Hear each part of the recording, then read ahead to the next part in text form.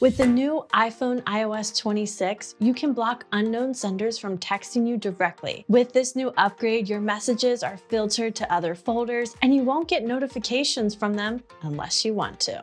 Go to the Messages app. At the top right corner, select the 3 lines and then tap Manage Filtering.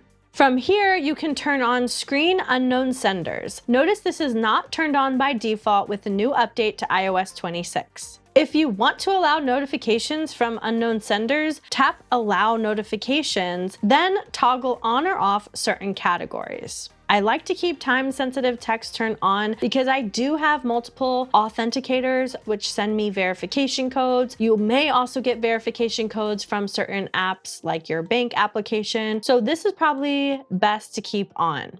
If I go back to my messaging application, I'll now see in the top right corner that I have a separate area for unknown senders. If I go here, I will see any unknown senders message in this area. I truly hope this video helped you. If it did, don't forget to subscribe to our YouTube channel and follow us on social media to stay connected. I will see you in the next video.